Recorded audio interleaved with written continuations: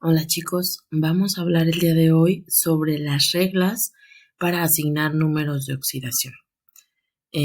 Recordando, los números de oxidación son la representación de los electrones que los átomos pueden dar o recibir para formar compuestos. A la hora de formar enlaces, estos números de oxidación justamente nos representan el número de átomos, el número de electrones que pueden ceder o recibir. Para asignar números de oxidación hay ciertas reglas que nosotros debemos seguir de acuerdo con los elementos con los que estemos trabajando. Vamos a ver, por ejemplo, que la primera regla nos dice que el número de oxidación de un elemento que no se encuentra combinado, es decir, que se encuentra solito, solo átomos de ese elemento, su número de oxidación siempre va a ser cero. También dentro de esta categoría, cuyo número de oxidación es cero, entran tanto las moléculas simples como las moléculas diatómicas. Es decir, tenemos, por ejemplo, nosotros al aluminio, que tiene un número de oxidación de cero, porque solo es aluminio. Tenemos al hidrógeno, tenemos al oxígeno y tenemos al oxígeno molecular, que está formado por dos elementos. Después tenemos que el número de oxidación del hidrógeno combinado ya en algún otro compuesto siempre va a ser +1. Es decir, nosotros lo tenemos aquí, el hidrógeno formando diferentes compuestos como son ácidos, hidróxidos y el agua, y vamos a tener que siempre va a tener un número de oxidación de +1. Hay una excepción a esa regla y es cuando el hidrógeno está formando hidruros metálicos, su número de oxidación en lugar de ser +1 va a ser -1. Después tenemos la tercera regla que tenemos que tener en cuenta, es que el número de oxidación del oxígeno combinado es -2. Por ejemplo, nosotros lo tenemos aquí formando diferentes tipos de óxidos. Tenemos que siempre el oxígeno va a estar jugando o va a estar participando con un número de oxidación de -2. También hay una excepción a esta regla en la cual nos dice que en los peróxidos el número de oxidación del oxígeno en lugar de ser -2 es -1. La siguiente regla nos dice que el número de oxidación de los elementos metálicos cuando están combinados con algún otro elemento siempre va a ser positivo y numéricamente igual a la carga del ion. Es decir, nosotros ya sabemos que los elementos metálicos forman iones positivos y entonces su número de oxidación va a ser igual a la carga del ion. Por ejemplo, nosotros tenemos a los metales alcalinos que están en la familia 1, que forman siempre cationes con una carga de +1. Entonces, todos los metales alcalinos van a tener un número de oxidación de +1. Los metales alcalino-térreos de la familia 2 van a tener un número de oxidación de +2 y el resto de los metales puede tener número de oxidación variable, pero serán siempre positivos.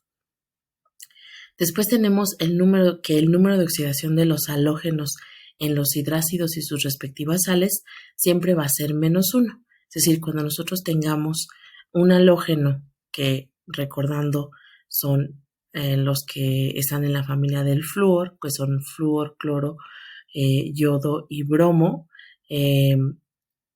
cuando están formando ácidos, hidrácidos o bien en las sales que forman este tipo de hidrácidos, su número de oxidación siempre va a ser -1.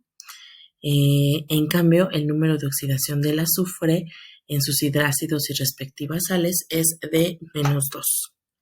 El azufre, siempre que esté en forma de hidrácido o de las sales que se forman a partir del hidrácido del azufre, va a tener siempre un número de oxidación de -2. Y después tenemos que el número de oxidación de una molécula es 0. Es decir, Si nosotros sumamos los números de oxidación de todos los elementos que están presentes en una molécula, el resultado nos debe dar 0, cuando es una molécula neutra.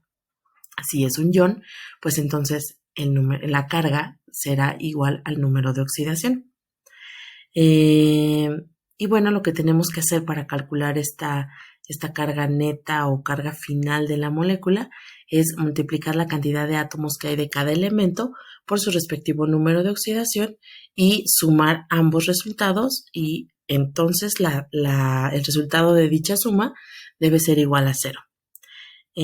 Vamos a ver algunos ejemplos para repasar estas reglas de asignación de números de oxidación, y lo vamos a ver con estos 4 compuestos que están aquí. Tenemos primero el dióxido de carbono. Nosotros ya sabemos que una de las reglas que tenemos, de las que acabamos de platicar, es que el oxígeno siempre tiene una valencia de un número de oxidación de -2. Entonces, como nosotros tenemos dos átomos de oxígeno, eso significa que en total en esta molécula nosotros tenemos 2 por 2, 4 cargas negativas. Entonces eso significa que para que la suma de estos números de oxidación nos dé 0, el carbono tiene que tener un número de oxidación de 4 positivo, más 4, para que una vez que se sumen con el -4 de estos dos oxígenos, el resultado de 0. Entonces es lo que tenemos justamente por aquí. Tenemos que las 4 cargas positivas del carbono más las 4 cargas negativas del oxígeno nos van a dar 0, porque es una molécula neutra. Después tenemos el segundo caso, que es el caso de este óxido de hierro. Nosotros vamos a tener nuevamente que el oxígeno tiene una valencia de -2 y que tenemos 3 oxígenos, por lo tanto 3 por -2 tenemos 6 cargas negativas que tenemos que nosotros compensar, por así decirlo, con 6 cargas positivas. Como tenemos 2 átomos de hierro, eso significa que cada uno de los átomos de hierro tiene que estar trabajando o aportando una carga de +3 para que sumados los dos, o multiplicados más bien en este caso, nos den las 6 cargas positivas que necesitamos. Entonces ya queda +6 de los 2 hierros y -6 de los 3 oxígenos, da una sumatoria igual a 0. Después tenemos esta otra molécula de azufre con calcio. Esta es una sal. Nosotros ya sabemos, una de las reglas nos decían que el azufre, cuando está formando una sal, se encuentra con una valencia de -2. Entonces, como aquí solo tenemos un azufre y tenemos solamente un calcio, pues entonces este -2 necesitamos que el calcio lo compense con un número de oxidación de +2. Y entonces tenemos +2 y -2 es igual a 0. Y vamos a ver algo similar que sucede con este compuesto, este óxido de plomo, que el oxígeno, al estar con un número de oxidación de -2 y ser dos átomos de oxígeno, pues entonces tenemos -4 cargas negativas, o más bien 4 cargas negativas, que el plomo, como es solo un elemento, pues debe estar aquí compensando con un número de oxidación de +4. ¿Y para qué? Para que nuestra molécula al final nos dé 0 y sea neutra.